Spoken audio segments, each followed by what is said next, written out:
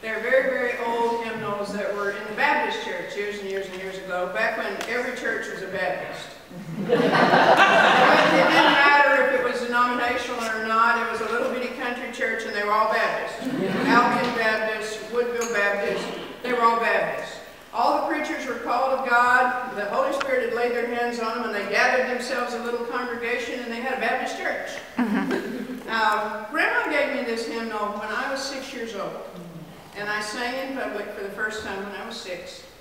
I was sat on the front pew of Little Albion Community Church, which was a church that my grandmother and my great-grandmother helped build.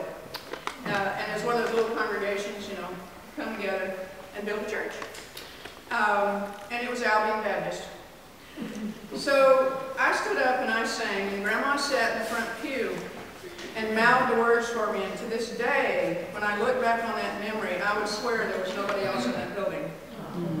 Because I was sitting there like, and Grandma was mouthing the words for me. I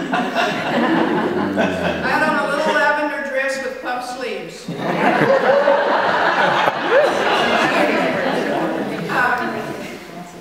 But over the years, the music has become literally my container, where I go to be with God and I go to be with the Spirit.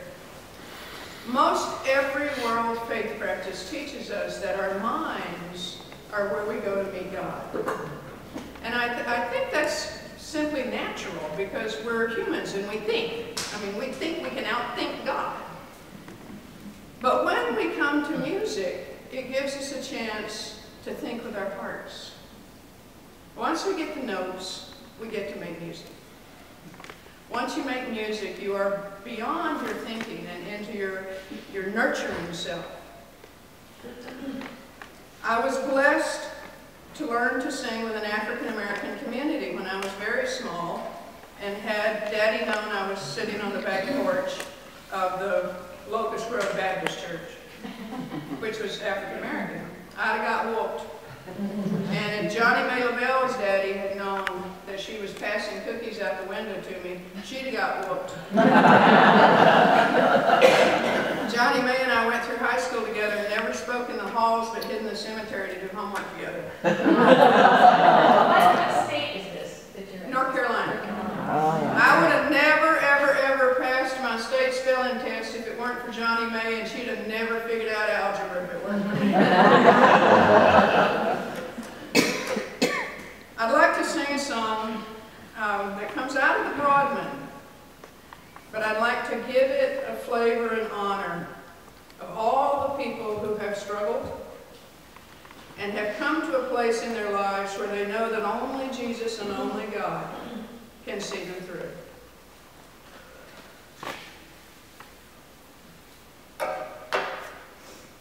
When the storms of life are raging, stand by me.